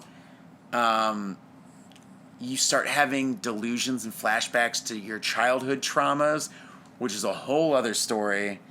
There's a whole other group of heretics that want children to be born so the Antichrist can be born. It's just everything that's insane about like occult horror, modern horror, I feel like, because this kind of came out right before, I feel like, a lot of like the like folk horror boom. Right, yeah. And it's just, story-wise, it's one of the best horror story games I played in like the PS4 era. Game's crazy, insane. It moves along at a brisk enough pace where, yes, you don't have weapons. You're running. You're doing this. But things constant. It's almost like a cinematic experience. Like you're constantly playing through something. Story's insane. Visuals are insane. Just great. I'm a huge Outlast fan. And these are the games Jared hates because there's no way to defend yourself. Jared only wants to play video games if he can kill things or be a Giga Chad is like whatever. I didn't even know I've never heard that before because I'm not cool until like I started hanging out recently. Jared's in the Twitter generation. Unless he can be the ultimate alpha male, which is fine, he doesn't want to play something. But we're playing horror. The horror genre by default is people that are supposed to be underclass, undermined, underskilled, underdeveloped. They're supposed to be trying to find a way to overcome these odds, right? The average Joe sometimes.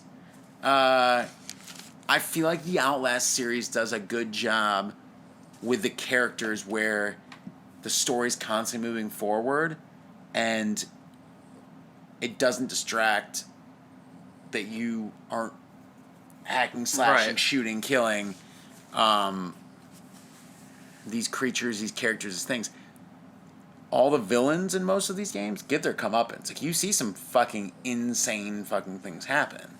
That's cool to me because it goes to a cutscene and I'm just like, yeah, like shaking my hands, I'm clapping, and drinking my beer, like I'm having a good time. But Outlast 2, you can get Outlast Trinity for like $20 or $30. It's Outlast 1, Outlast Whistleblower, which is like the DLC, but it's basically a whole game, and Outlast 2. Phenomenal. But if you just wanted to try the Outlast series, the second one's the way to go. Because you don't even have to know anything about the first game. Completely standalone sequel. Like I said, it was on sale. I looked because there's a couple games I want to get on the store sale. I think because it was mostly for indie titles. Yeah. I think it was like $6 or something. You'd like it. I know what horror I think you like. You'd be hooked. She would also be hooked because it's very like. It's a very visual game. Like it's a good game to watch. It's not one of those games you're in an open world setting where you're searching for So it's something. a game where my wife would play and I would be watching though. Like, oh yeah, like true. That's actually, the dynamic. Yeah, that's actually probably fair. That's what it is. Yeah. As you can see with my horror sequels too, I'm a big fan of the second of everything. Second game, second. Well, I think in the horror you like the third ones a lot too, in your sequels. It's like Return of the Living Dead 3. I do. Well, yeah, because then you had Texas Chainsaw 2, Nightmare 2, Friday the 13th 2. I'm a very big. Well, it only continues because my number 6 is The Evil Within 2. Okay. So you've heard, I'm sure, of the Evil Within series. Yeah, I was partially because so my buddy who I directed my feature film with, he did an Evil Within fan film.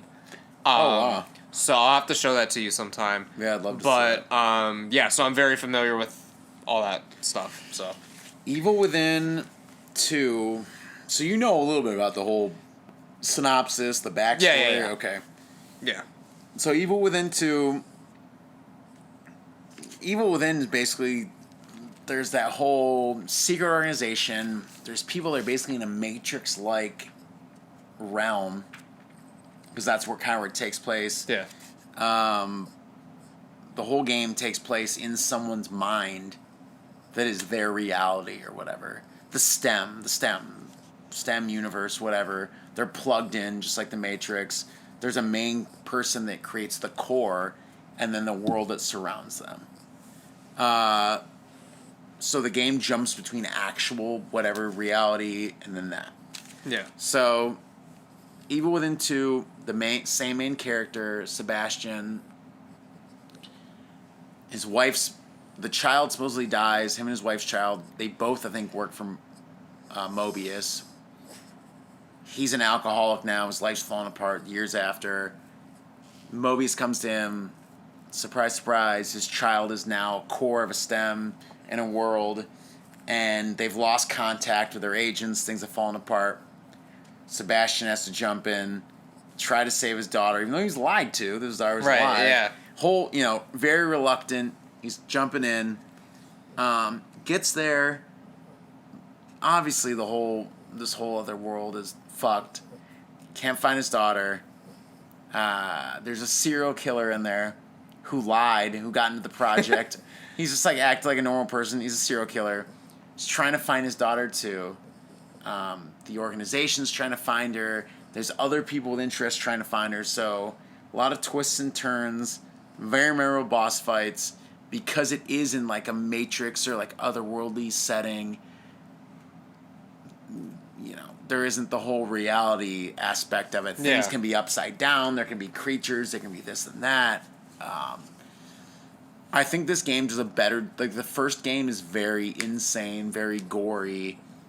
The story is batshit all over the place, especially because you don't know when the first game starts that you're in, another realm. Right, yeah. You don't know that it's not just whatever normal society, normal universe. This one kind of streamlines the story. The story's good. Characters are good. It's open world, but there's connecting areas to different parts. Okay, yeah. I didn't know it was open world. It's one of the few more open world horror games. But there's different tunnels or different connector pieces that go to different sets. So if you're searching for things, you're kind of almost in this underground, not subway, but kind of area, connecting between these different pieces of this world. You revisit them, you find things. So it has a little bit of the exploration aspect, but not to the point where it's so big that you're getting lost in it. Yeah. But tons of leveling up, crazy boss fights, crazy characters, crazy storyline, conspiracies, the whole nine. I don't know, big fan. Probably one of the best straightforward horror games in the PS4 era. So probably for me, Detention, Outlast 2. You've had a lot on the Evil PS4 Within. era. You like your PS4, Kat. I do.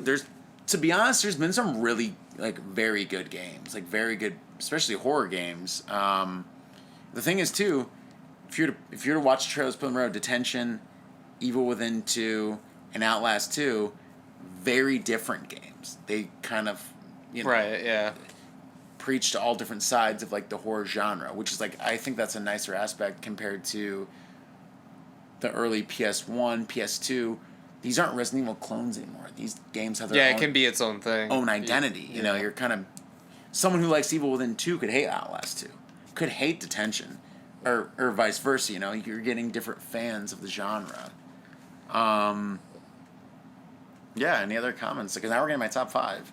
No, I mean, that's one that I don't really have any questions about because I've sort of been aware of it. It's been one that I've been wanting to play for a while, but obviously I've never had a PlayStation system until somewhat recently. But yeah, that's one that's sort of been on my list. We sell the second one at work, technically, but we haven't had a copy of it in forever, since I've worked there, because it's a couple years old. But there's still the spot on the shelf for it, but there's just been nothing there. It's a good... So it probably sold out. I mean, it's a good... The game was pretty highly regarded when it came out. I'd pre-order right away. All right. For my top 5, as my dog just slams into the table where the mic is, but I'm going to spoil a little bit of something. So we did our top 10 games on the Two Nerds podcast. The Last of Us 2 insanely actually made it into my top 10 video games of all time. I love The Last of Us 2. It was especially during the pandemic, that game was a huge thing in my life. Last of Us 2 to me is not a horror video game. right, yeah. It's an action game with horror elements. Thriller game, whatever you want to say. Last of Us and Last of Us 2 are not going to be in my top 5. I just want to, because maybe a few people have listened to the other podcasts we've done because we're doing a lot of crossover. Yeah. So as I get my top 5, No Last There's of Us. no Last of Us series, even though I absolutely adore it. And I think everyone should play it. I'm hoping that you play it someday. It's gut-wrenching. Did I ever tell the story Gut-wrenching. Did I tell the story of Last of Us on the podcast before? About what happened to me? No. So I had started Last of Us. I don't know on the podcast, but I know the story. Yeah, now, I but started Last of Us, and then I've been playing for about like 2 hours or whatever. I'm hitting people in the head with bricks. I'm having a good time. I'm like, all right, cool, this is whatever. I get a phone call from my wife, and mind you, I had COVID at this point, and she was like, where did you go? And I'm like, what do you mean? I didn't go anywhere. I have COVID. I've been locked in the attic. She's like, well, your car's gone. And I was like, what are you talking about, my car's gone? And then basically my car got hit and dragged to the house next door. So since that point, I have not picked The Last of Us back up. I don't know.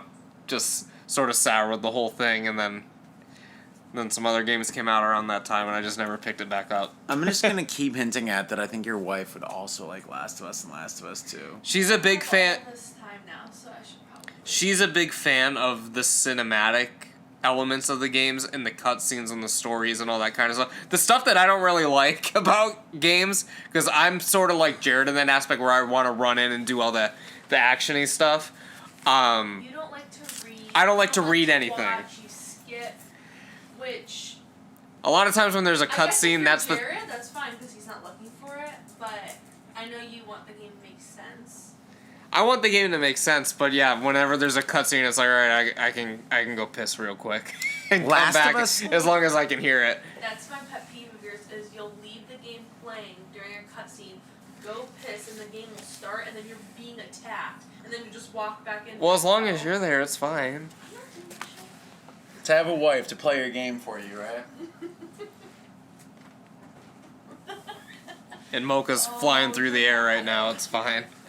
No, it's all right. Mocha, he likes this excitement for his life. He bounces back. He sneezes. Last of Us 2, though, honestly, like I've talked about it, how you got to play it. Anyways, top 5. It was Game of the Year last year, wasn't it? I thought it won Game of the Year. It probably did. It should have. It was. They're making the HBO series out of it. I mean, I feel like cinematically, thematically, I mean, yeah, should be. Gameplay was insane too. So, number 5. This could be arguably tied for one of, or like up there, my top 3 probably favorite PS4 games. So we're going to PS4 again. Soma. Have you heard of Soma? I've not heard of this, no. So go ahead. Soma was created by the same people that made the Amnesia series. Okay. So this was after the fact. Soma, this is one of the games I'm maybe breaking my own rules a little bit. It is a little bit of a sci-fi horror, but it's very psychological horror, I guess, too. So the main character has an accident. His mind's fucked up. He goes and does an experimental brain therapy. All of a sudden he wakes up and he's in an underwater base in the middle of nowhere with no one around and has no idea why he's there, how he got there, and that just kind of kickstarts the premise. Slowly you learn you're 100 years in the future. Humanity has been destroyed besides what's left underwater, and you're now almost a puppet in a few other things' agendas. And there's crazy malfunctioning cyborgs that are underwater trying to fucking kill you. So, Nice. so it starts. So, the game, a lot of the game is about. This is probably one of the best story games. Another reason why I guess I'm looking at this now, PS4. There's really been some horror games that have like learned how to use the genre to tell insanely good stories. Like this game, story-wise, like moved me a lot. I hate to use that, but like it felt like I was playing the closest thing to a film. Like I was so gripped. Like I know it's generic and cliche to say, but the game is about what it means to be a human, what makes you human, and what could push you outside of the realm of being human. If that makes sense. Yeah. You even play the game. But a lot of twists and turns, a lot of questioning main character's morals, what's happened. He's basically thrown into this scenario that you could never prepare for. All your friends are dead, your family's dead, humanity's fucked. It's just you under you're here in the future and with what's left of humanity and what's going on in the middle of a crisis. Not only that, not only you wake up and everything's gone, you wake up in the middle of a fucking crisis. So, learning how to adapt, deal with it, escape certain things, and then kind of figuring out what you could do, what you're okay with doing, pushing the human element of your character, but also what would you sacrifice to keep humanity alive. It's like another, I'm not spoiling it too much. Right, yeah. But one of the best story games I played on the PS4, the ending is up there with Last of Us 2 I just talked about me, where it's like, it hits you like a ton of bricks, hard, and you sit there. When I sat there when the game was done, it was just like, fuck, man, like, fuck, you know? Like, it's not some game where you just beat the final boss, it's over, it was cool, you had a fun time. It's like reading a good book or watching a good film, where you sit there, you're in the theater. You're thinking about it, yeah, watching the credits roll, you're like, shit. You're like, wow, that actually, I didn't, and when I started playing this game, I'd heard a lot of good things about it. I heard, like, Amnesia had come out, but, like, this was the game, watching the trailers and doing stuff, like, I was like, I need to play this game. Right. I need to fucking play this game. And I would say probably top 3 games in the PS4 for me. And I feel like a lot of people, like, I read all the lists, did a lot of research before I did the podcast. Pretty fucking highly regarded game, actually, you know? I mean, it's for people that like mature video games, and it's not just gore and everything, like storytelling-wise. Right. This is the fucking It sounds game. like it's like one that like sticks with you, and all that kind of stuff, and like you think, like, I guess you like compared it to a film, where like if you're watching it, like I've had a lot of like the silent car rides like back home from like a theater. Right. And obviously, I mean, you're playing it at your house, like you're not gonna have a. I mean, you can go drive around if you want to get the same experience, but sort of just like, I don't know, like laying in your bed at night, just like fuck, just like thinking about it. You know what I mean? Yeah, it's an insane game. I'd recommend it to anyone, because it kind of bounced me. It's not just strictly horror, but it's a ride. I like it too because it keeps taking you further and deeper and the things you have to do and the motives and the questioning, and you really get pulled on a ride. So I guess I can say. Is this one also first person? It's first person. Okay, so it's like similar. Well, I mean, you haven't played Amnesia, but like, does it look like gameplay wise? Is it like sort of like? It's like scenario, if they made a next gen, because like Amnesia was made for PC, things like this game was more modern era,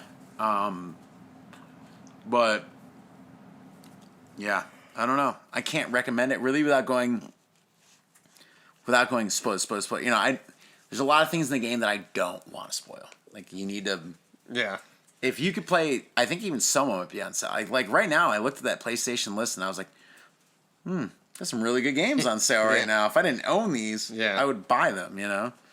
But Soma's top 5, definitely top 3 to top 5 PlayStation 4 games. I'm pretty sure Soma's still exclusive to PlayStation 4 too, so I would say probably one of the best exclusive titles you can buy for the console. But this is where my notes end, and I'm just gonna go off memory now for the final top 4. Yeah. This is where, sort of things hit home for me. I guess some of the other stuff. It's on sale for $2.99. Bet it's going down right now. Buy it right? It's going down right now. Are you kidding me? Which one is it? Soma. This game is $2.99. Triple click it, bro. Done. That's a done deal right there. I will seriously, if you play this game, we're on the podcast right now.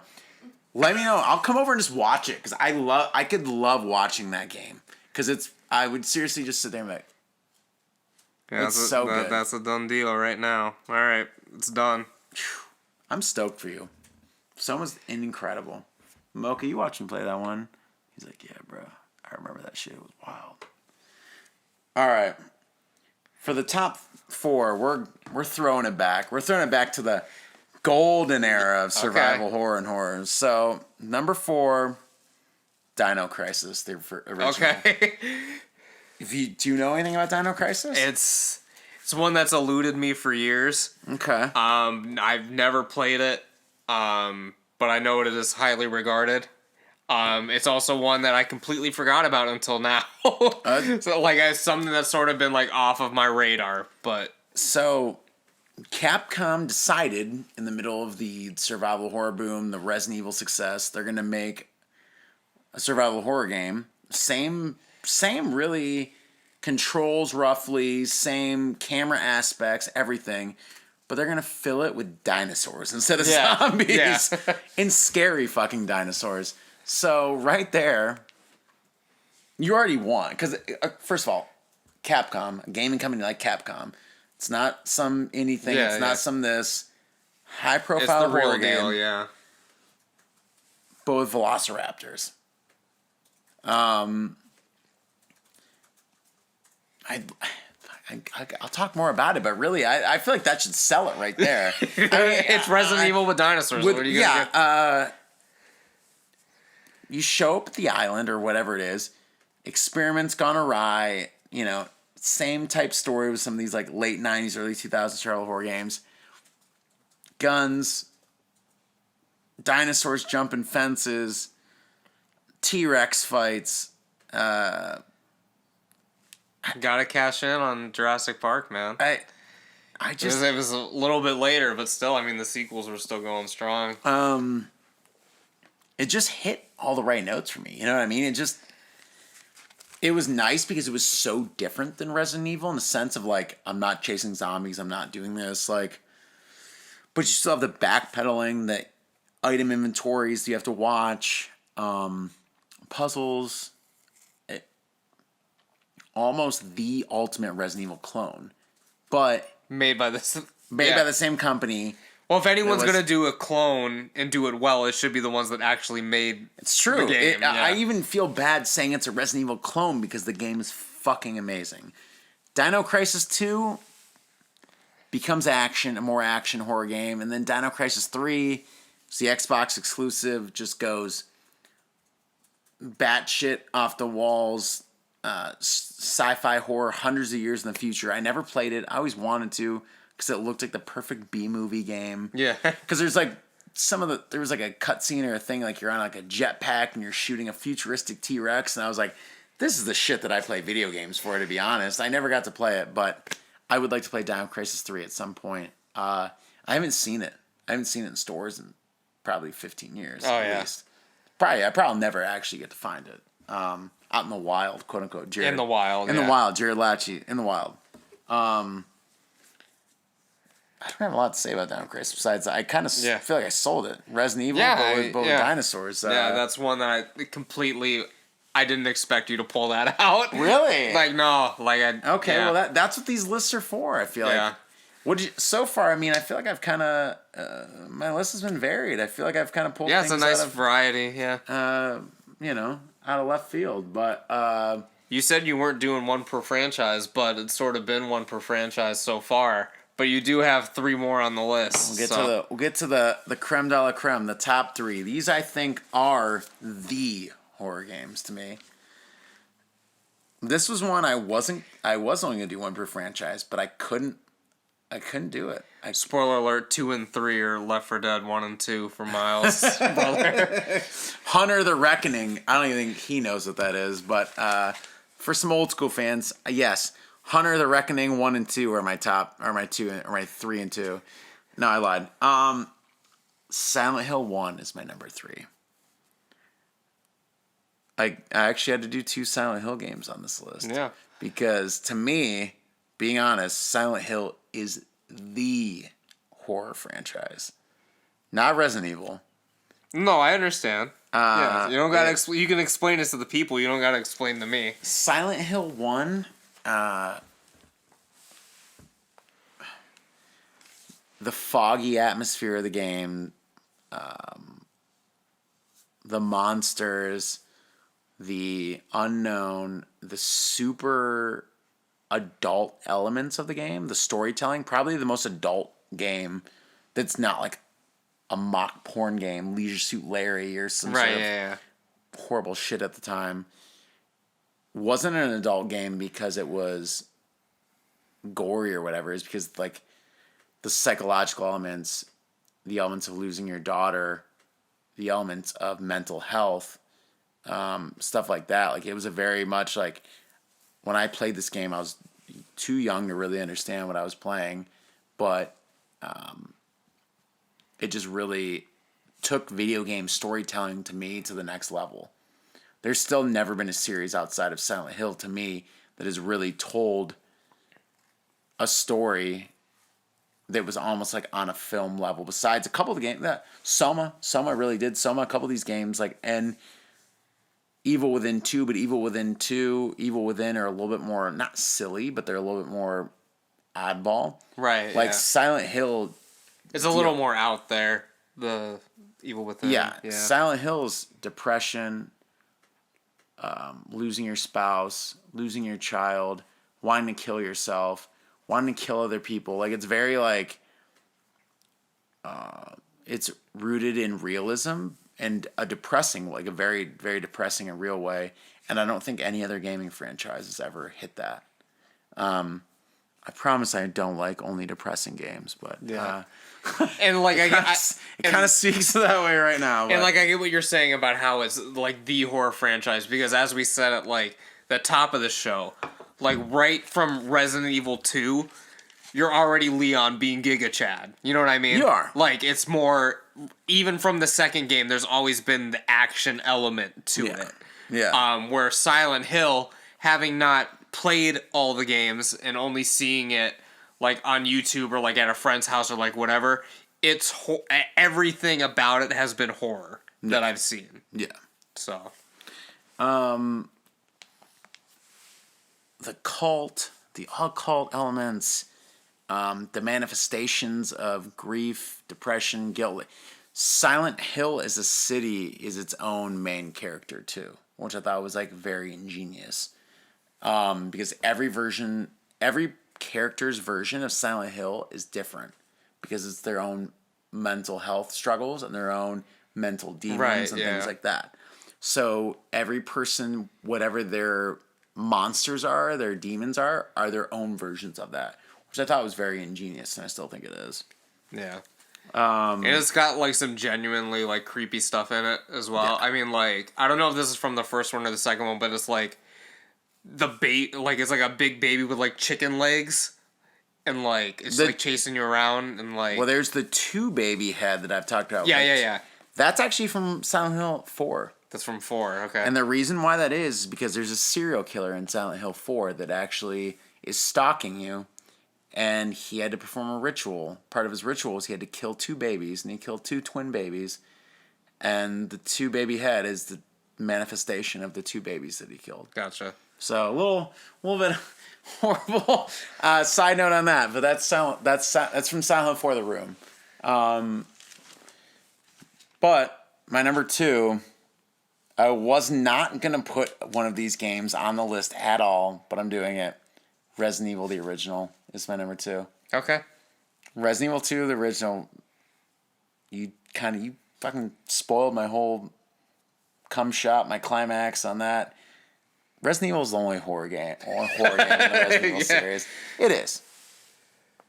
You're low ammo, you're backtracking, you have no idea what the fuck's going on, your characters don't.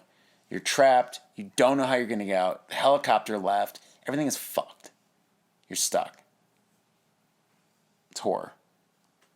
Resident Evil 2, grenade launchers, shotguns, yada yada yada. Resident Evil 2 is still horror, quote unquote, but it's not what Resident Evil 1 was. and never Right. will be. Right, and then, like, Resident Evil 1, it has atmosphere that's, like, just so completely different. I mean, obviously you have the fixed angles and everything and stuff like that. It feels very cinematic. There's a lot of horror, like, references in the game. I mean, like, True. The Shining was a big part of just the decor of Yeah, everything. yeah. And, like, I don't know, like, I mean, as we've both said, it's the only true horror throughout. When you play, if you play the original and the remake, both, you'll see. You'll know. You'll be like, okay, this is a horror game. 2, 3 onward, it's a horror action game. It's not, it's just not. Are the there same. any moments in the original Resident Evil where I will be flexing uncontrollably? The final boss fight. Okay. But only at the final moment of the final boss fight. It becomes the Resident Evil trope for the original games. And you're going to flex. Because when the final cutscene happens, you're going to throw your controller, your shirt's going to disintegrate. All of a sudden, you're going to have a 12-pack of abs. And because the final shot of the game shoots from 5 different angles and it flashes back. So it's like literally a minute of just like, yes, the hardest shit. It's like Predator level. Like, shit, like you're flexing. It's going to be fucking hard. That is the moment when Resident Evil dies as a horror franchise. But regardless, it's fucking tough. Thank you, Capcom. Still, Resident Evil 1, the only horror Resident Evil game. Done. So, we've been at this a while. Should be pretty self-explanatory. My number 1 game is probably tied. My top 3 games of all time in the other podcasts are all pretty much tied. Resident Evil 2, Shenmue, and Silent Hill 2. Mm-hmm. Silent Hill 2, the greatest horror game of all time. One of the saddest, most depressing games of all time. Made Silent Hill iconic. And was the first game I ever played that I was like, Jared talks about realism, other things like Silent Hill 2 when that game came out in 2001 looked 20 times what every other game looked. Had realistic cutscenes when I say that, but they shot them in a way that was like artsy, very dark compared like at the time. You have to think a lot of the films that were coming out at the time were like music video director level shit like Fear.com, stuff like that. One of your favorites, artsy. yeah. Yeah, fuck, yeah, of course. But do you remember They? Wes Craven's presents They. I've never seen it, but They's very, I really like They. But like, very I've artsy, seen them dark. from the 50s, but not they. Okay. Mine just was 1 year prior to the Ring remake. Right, So yeah. very like, I like the early 2000s style of horror. Like, to be honest. It's very much a time capsule. Very of much its a time capsule. Like, yeah. Silent Hill 2, the cutscenes, everything, very time capsule. But this was actually I played Silent Hill 2 before I played Silent Hill 1. Got it. Was very excited. Played it when I would think I was 13, maybe. Should have not played it when I was 13. Watching Pyramid Head fuck another monster. Pyramid Head has sex with another monster, and that's to introduce him. And your main character watches it from a closet like this, like he's a voyeur, like a peeping Tom about to get his dick hard, as 2 monsters fuck. As a 13-year-old kid, I didn't know how to feel about that. As a 32-year-old man, still not really sure how to feel about that. But incredible. Characters were incredible. Just everything about that game to me is... It was a first survival horror game that probably had like good controls. Mm-hmm.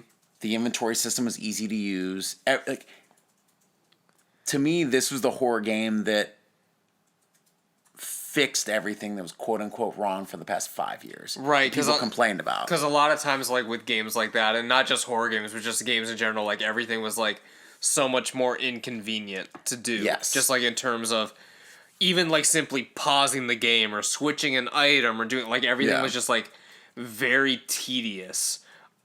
Which is like hard because like when you're coming up with like these best games of all time or like your favorite games or like whatever, like nostalgia plays a lot in that, and like you tend to forget like how much easier shit is to do in games now. It is, yeah. Like, and fucking everything's easy to like even switch from your fucking weapon. Like even like the Majora's Mask remake on Game Boy, on the 3DS or whatever. Like I fucking love that. Like you don't even need to really like pause the fucking game to switch your stuff. And Right. You have like two screens and you can fucking do your items and stuff like that. Like it's like so much easier in games nowadays to like do stuff. This Silent Hill 2, I think it was one of the first games to not make you hold a button and then a joystick to run. You just held the joystick and it And you ran. can just go, yeah. The pause menu the item menu was so fucking basic. You just had a row of things. You just scrolled real quickly. You got, your weapon, your health. Everything was in one long bar. Very quickly. Everything was done. It was very quick with say you were hurt. The status thing was very easy. Health drink. Everything was very streamlined. Like, it was a nice experience. I don't feel that the controls were really, like, to me, that if I was going to think about survival horror controls, especially for the era, those controls are perfect. When they made Silent Hill 3, I don't think they changed anything a bit. They just made a new story. Because it just worked. Right, like if you don't need to improve it. You're just making a new sequel with a good story and, good elements, things like that. Game's great. For anyone who hasn't played the game, I guess I should explain. You are a depressed, lonely man whose wife died a while back. You get a letter from your wife. She's in Silent Hill. She should be dead, but she's in Silent Hill. You drive to Silent Hill. Show up. I guess I'm gonna find my wife. Maybe I misdiagnosed. Something happened. The thing is, you as a character, you don't know. Right. Yeah. You just know you have the letter. Show up. Start exploring. It is probably the first. I don't want to say open world, quote unquote, but the first horror game that actual like legit exploration. Like, you can miss a lot of things if you choose to. Right. Yeah. So you explore. You have a main city map. They give you guidance to go to, let's say, this apartment complex. But before that, you could search 5 streets below, 5 streets there, this and that. But you're going to run into monsters, you're going to run into obstacles, you're going to run into dead-end streets. So it was the first game to kind of be like, this is the playground. You can play in it, but there are consequences. You can see key elements on the map, and you might get there one day, but they might circle them for later, or it'll circle key. Jared said even the original Silent Hill circled and X'd off things that were done. Right on the map, yeah. And he loved that. He thought that was the most innovative thing, because new games still haven't done that. He bitched about that at Resident Evil, Village. yeah. But this really was the first game that I felt was like, even beyond Dreamcast too. It was like, this was like a next gen. Like, a lot of people have felt like Resident Evil 4 was. Silent Hill 2 was that for me. Yeah. It was a completely different, like, I'm like, oh, this is what next gaming gen can be, gaming, yeah. modern gaming. Storytelling. It had multiple endings. I think it was one of the first games that I played that had multiple endings, depending on your decisions. When I worked at GameStop, I worked at GameStop in junior year of high school and a senior a little bit. I met a man who said he had played Resident Evil or Silent Hill 2 numerous times. He never had the same ending once. Knew that was a lie, but I thought it was hilarious because, still, I mean, there's people that are obsessed with this game and trying to figure out how many endings there were and things like that. I mean, it had a very strong cult following, and it still does. And the internet was way different back then. Like, you could find like a blog post that has like text written down. Yeah. But like, you're not gonna see like the actual like gameplay at that time. Yeah. Yeah. Things were it just took gaming to the next level, and I feel like if you're going to talk about in a final note of the golden era of survival horror, Silent Hill 2 is the fucking game. First game to have good controls, good graphics, the best storytelling. The dialogue was actually like film or novel quality. It wasn't a Jill sandwich or whatever. Right, you know, yeah. it wasn't a cheesy 80s, whatever. It was the new millennium, the new era, everything. But it worked. It was good. And I think that game still holds up today. Pyramid Head, which you haven't done. Pyramid Head. We talked about him fucking, the other monster, but... Oh, I've seen the scene. I had to look it up after the last time after you talked about it. Okay, I talked to you. Yeah. You looked it up. All right, good. Thank God. Yeah, there's so some I've seen the context, scene, yeah. It just... Like I talked about with Resident Evil, talked about other franchises, it took that to that almost legend status. We can say that's a modern term I'll use. Silent Hill 2 brought the series to legend status. Yeah. I love it. Still, always probably tied for my favorite game ever. So Yeah, top 3 for sure for you. But yeah, I look forward to checking out some of these games. Let us know down in the comments, because you mentioned doing like a live stream or something at some point, watching some of these, what people want to see us play at some point in the future. Yeah, this was a fun show. I learned a lot about some stuff. Glad you were able to elaborate on your games. I know you give a shit all the time about not being able to talk about your games. Hey, look, we have a certain co-host that just likes to tell me I could say the sky is the most generic shit. Sky's green, sky's blue, whatever. Jared would argue until he's blue in the face, dead, bet his parents' life on it that I was wrong. I love him, but he doesn't leave a lot of room for discussion. It's either his way or the highway. So, But yeah, we've got a lot of cool things coming up in the month ahead on the show. We've spoiled it a few times already, but next top 10 we're going to be doing, well, not top 10 because there's not 10 of them, but we're going to be ranking the Nightmare series. I'm going to be starting that in the next week or two. Yeah, it's my next project. Yeah, so that's going to be an interesting list to put together. We're going to be doing an underrated films, which I'm excited to get you on to I always get your love thoughts for that. My favorite. I'm the big, the underdog. The underdog. I always love that. Yeah, and I've acquired some films from our sequels podcast. We're going to be doing some double features and stuff like that, so it's going to be interesting. You're shaking your head. I'm ready for the Demons double feature, and what else? Were we going to do 28? We're going to do 28 days, 28 weeks later. We're going to do The Exorcist. Oh, the prequel. The prequel, yeah. I'm excited for that, too. Yeah, so little sneak peek. If you guys listen to this all the way to the end, you'll hear some spoilers for some other things coming up. Mocha's jumping off the couch. You'll probably hear my dog jumping off the couch, but thank you for having me on. Thank you guys for listening this far. Please let me know if I'm wrong or if whatever. I'd like to know what your guys' horror games are, but to be honest, Silent Hill 2 is probably still going to be the best. I just want to throw that out there. But yeah, let me know. I always like to play some new games. Again, I said I'd do some deep dives in the PlayStation Store and kind of see what's out there. What games are on your list? Like, what ones have you not played that are like, all right, I gotta strap it down and do this? One of my biggest things pissed me off in 2021 is there's still exclusive games, certain consoles. I understand it, but I want to play. Probably one of my favorite video gaming companies right now is Blooper Team, and Blooper Team put out a game called The Medium, which is only on Xbox. What is it now? It's not one. What's the new one? The Xbox Series X. Yes. Is the new one. They put an exclusive horror game out called The Medium, and it's supposed to be an ultimate ode to old school survival horror, and it's gotten great reviews. I've played. They did the Blair Witch before. It's a Blair Witch game, which actually is great. Very depressing game again. Coming soon from Miles, the top 10 depressing games of all time. How many times I wanted to kill myself when I played video games alone in the dark. Blair Witch was great. They did The Observer, which Observer had Rutger Hauer as the main character. Okay. What did Bloober? Bloober did one other, but Bloober Games, probably one of my favorite game studios now, had to release an exclusive Xbox horror game that I will probably never play because I'm not going to buy an Xbox for one game.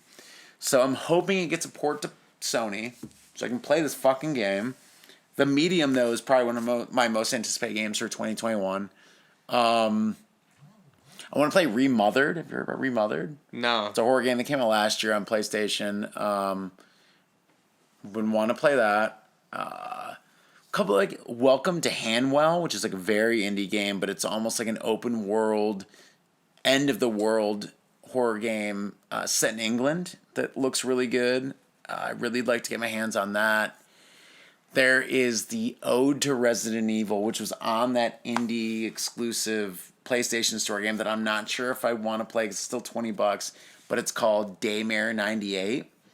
And it is basically a Resident Evil ripoff game where you're a hunk, but you're playing Resident Evil 4 style over the shoulder, but through an entire city, an outbreak. You're a Giga Chad doing Giga Chad shit. So I kind of want to, I still am thinking about maybe getting that. But, right, Mocha? You want to watch that? But those are some games that I definitely want to play. There's a handful of other ones. Like I want to play the Layers of Fear series. I don't know if you know what that is. 1 and 2. I've heard of it. Yeah. Some of that stuff. And like things I talked about earlier in the podcast. I'd love to finish Dead Space the series. I'd love to finish Fear. But we'll see if I have time. You know. I mean, the Siren series, which is a big Japanese horror franchise. Shout out to Fatal Frame 2. I used to have the Fatal Frame games. I know those are like big horror games that a lot of people love that have gotten kind of fallen by the wayside with the new eras. But I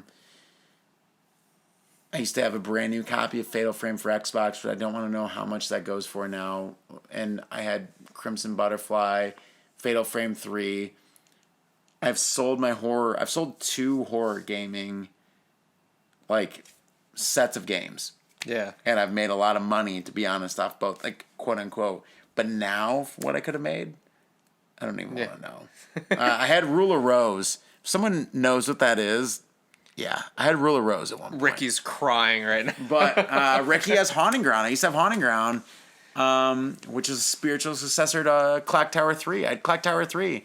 I basically had a who's who of horror games, but I've sold some things in my life, which I now regret because not only because I'll never be able to get them again, but it just sucks, you know. But oh well, that's life. Yeah. Well, that should be about it for this week, you guys. I don't know how long this has been going on, but next week we'll be talking about the Nightmare series. I'll be having a lot to say with that one, unlike this, where I was doing a lot of listening, but should be an interesting show. I'm very excited for it. I'm gonna start my Nightmare rewatch, the whole series. So we'll see. Thank you guys if you got this far. I really do appreciate it. Big horror video game fan. So yeah. So that's about it. We'll see you guys on the other side. Goodbye.